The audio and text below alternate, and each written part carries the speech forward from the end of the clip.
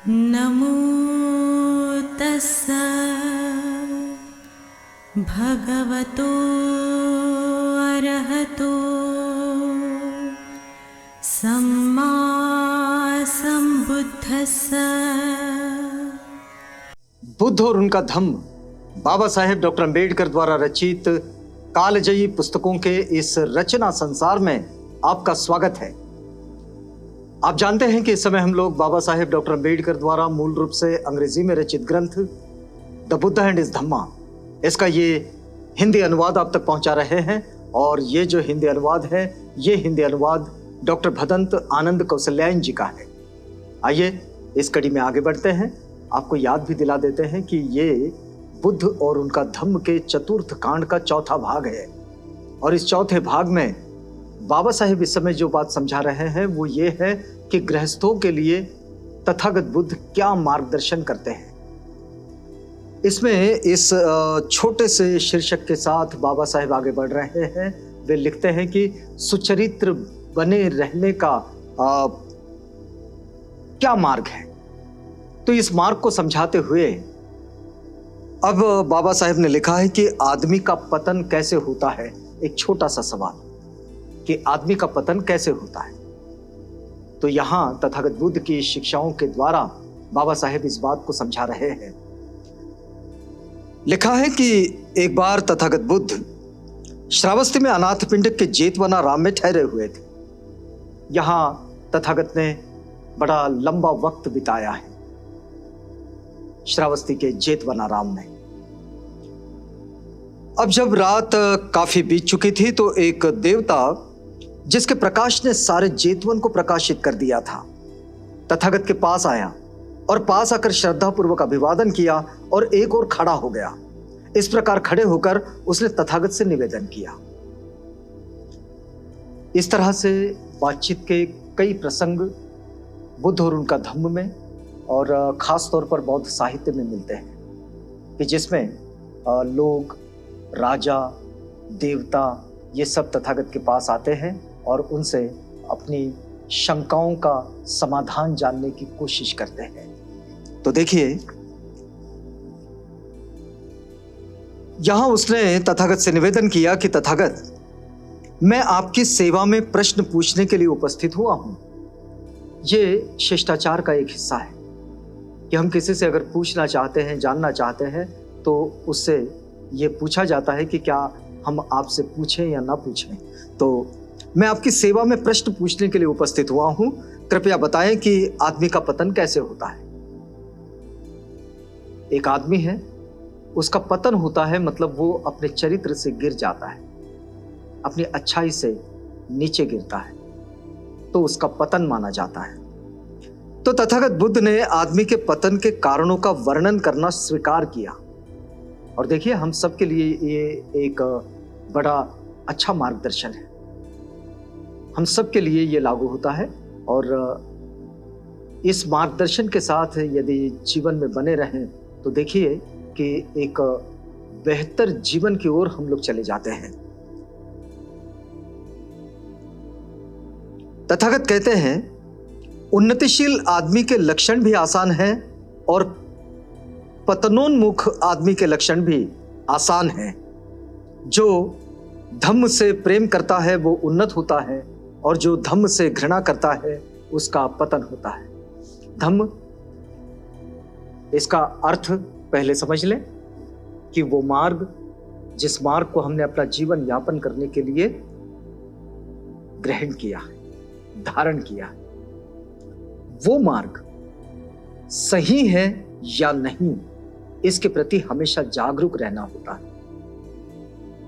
तथागत बुद्ध की शिक्षाओं के द्वारा अगर इस बात को समझें तो वो मार्ग जो हमने अपना जीवन यापन करने के लिए धारण किया है वो पंचशीलों का मार्ग है, अष्टांगिक मार्ग है, मध्यम मार्ग है और जीवन जीने के लिए एक बेहतर मार्ग है।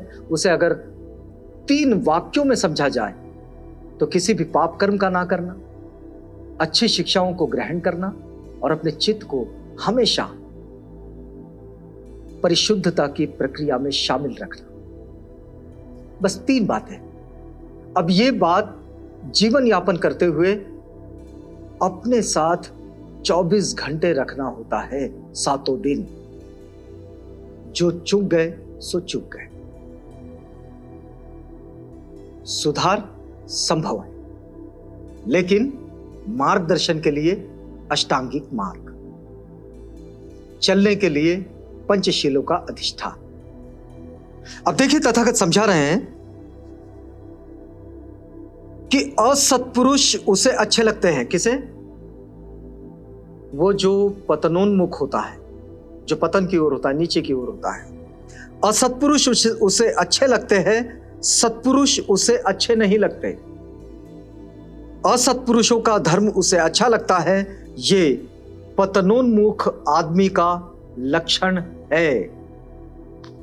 तथागत कहते हैं कि ये पतनोन्मुख आदमी का लक्षण है कि उसे असत्पुरुष अच्छे लगते हैं, सत्पुरुष उसे अच्छे नहीं लगते। आप ऐसे आसपास में कई लोग देख सकते हैं कि जिनको बुरे लोग बड़े अच्छे लगते हैं, अच्छे लोगों के पास वो नहीं जाते। इसका मतलब वे पतन की ओर जा रहे हैं। वे अच्छे लोगों से दोस्ती नहीं करते, बुरे लोगों से दोस्ती करते हैं। आपने बस्ती में आपके आसपास रहने वाले कई लोगों को देखा होगा, किसी किसी के दोस्त बड़े अच्छे होते हैं और किसी किसी के दोस्त बड़े बुरे होते हैं। तो बुरे लोगों से दोस्ती करना जिसको अच्छा लगता है, वो पतन की राह पर है, ये समझ लीजिएगा। अब देखिए आगे, वह तंद्रालु होता है, उसे गप मारना अच्छा लगता है, वह परिश्रमी नहीं होता, सुस्त होता है और क्रोधी होता है। ये पतनोन्मुख का तीसरा लक्षण है। देखिए, ऐसे कई लोग आपको मिलेंगे जो नशे में धुत पड़े रहते हैं। उन्हें गप मारना अच्छा लगता है, काम करना अच्छा नहीं लगता। बस बैठ जाते हैं किसी कट्टे पे और बस चल रही है गपबाजी, लेकिन काम करना उन्हें अच्छा नहीं लगता। तीसरी बात, वो परिश्रमी नहीं होते हैं, परिश्रम करना उनको बिल्कुल अच्छा नहीं लगता। और वे सुस्त होते हैं, लेकिन क्रोधी होते हैं, जरा जरा सी बात पर क्रोधित हो जाते हैं, चिढ़ जाते हैं। ये पतनोन्मुख आदमी का लक्षण है। फिर उसके आगे देखिएगा कि पतन कैसे होता है आदमी का। तो इस राह पर जो चलते हैं उनका पतन होता है, उनका पतन होता है। एक और बात, जो पास में पैसा रखकर भी अपने वृद्ध माता पिता का पालन पोषण नहीं करता, ये पतनोन्मुख आदमी का लक्षण है।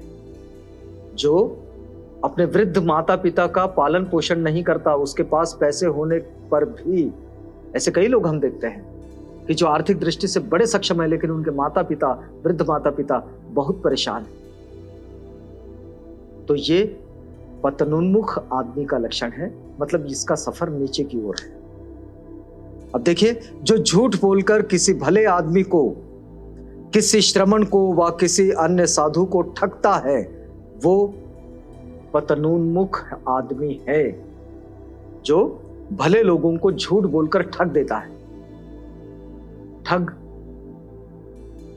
कुछ भी बताकर, कुछ भी ऐंठ लेने वाले, कुछ चीजें चुरा कर भाग जाने वाले, लोगों को फंसाने वाले, किसी श्रमण को, किसी भले आदमी को ठगता है, वो पतनोन्मुख आदमी का लक्षण है। और फिर उसके आगे देखिएगा, जो आदमी बहुत संपत्ति रखता है, जिसके पास बहुत धन धान्य है, लेकिन जो उसे अकेला ही भोगता है, ये पतनोन्मुख आदमी का एक और लक्षण है।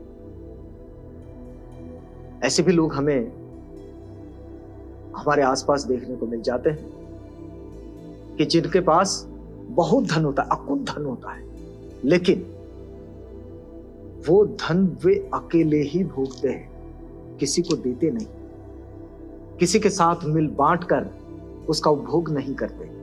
ये भी पतनोन्मुख आदमी का लक्षण है। फिर देखिएगा, जिस आदमी को अपने जन्म का, धन का व जाति का अभिमान है, ये भी लोग हैं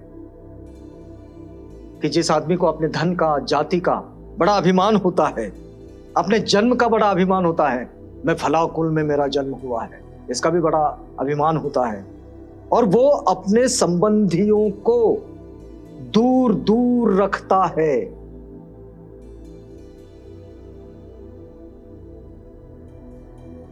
बहुत संपत्ति है, धन है, लेकिन अपने सगे संबंधियों को, अपने आसपास के लोगों को, अपने मित्रों को अपने से दूर रखता है, उनसे छुपाता है और उनके साथ मिल बैठकर कोई कार्य नहीं करता। ये पतनोन्मुख आदमी का लक्षण है। फिर देखिए कि जो आदमी व्यभिचारी है, तथागत आगे कहते हैं कि जो आदमी व्यभिचारी है, शराबी है, जुआरी है और जो कुछ पास है उसे ऐशो आराम में लुटाता है, ये पतनोन्मुख आदमी का एक और लक्षण है। जो नीचे की ओर जिसका रास्ता है, नीचे की ओर जिसका सफर है, जो अपने जीवन में कुछ करता नहीं है लेकिन जुए में, शराब में, ऐशो आराम में पैसा लुटा देता है, वो पतनोन्मुख आदमी का लक्षण है। जो अल्प साधन रखते हुए किंतु बड़ी महत्वाकांक्षा होने के कारण राजा बनने की आकांक्षा रखता है, ये भी पतनोन्मुख आदमी का लक्षण है। देखिए, ये थोड़ी टेढ़ी बात तथागत कहते हैं कि अल्प साधन रखते हुए किंतु बड़ी महत्वाकांक्षा रखते हुए। साधन अल्प है लेकिन महत्वाकांक्षा बड़ी है, और बड़ी महत्वाकांक्षा को पूरा करने के लिए जिसका अपना कोई खास प्रयास नहीं है लेकिन आकांक्षा ही बड़ी है, तो ये भी पतनोन्मुख आदमी का लक्षण है। क्योंकि सपने देखने वाले के हाथ में कुछ नहीं आता। सपने पूरा करने के लिए प्रयास भी करने होते हैं, और ये प्रयास नहीं करता, बस सपने देखता है, ये भी पतन की ओर ही जाता है। क्योंकि सपने अक्सर टूट जाया करते हैं अगर उनको पूरा करने का प्रयास न किया जाए, और सपने में भी एक व्यावहारिक दृष्टिकोण होता है कि इसको पूरा कैसे किया जाएगा। फिर लिखते हैं कि पतन के इन कारणों को जान ले, यदि तू इनसे बचा रहेगा तो तू सुरक्षित रहेगा। उसको संबोधित करते हैं कि हे देव, पतन के इन कारणों को जान ले, यदि तू इनसे बचा रहेगा तो तू सुरक्षित रहेगा। और इस तरह तथागत ने आदमी का जो पतन है उसके होने के ये कारण बताए। तो यहां हमें रुकना होगा क्योंकि ये वक्त अब पूरा होता है। अगली कड़ी में आपसे पुनः भेंट होगी जब हम इसी बात में आगे बढ़ेंगे। तो तब तक के लिए हमें इजाजत दीजिएगा।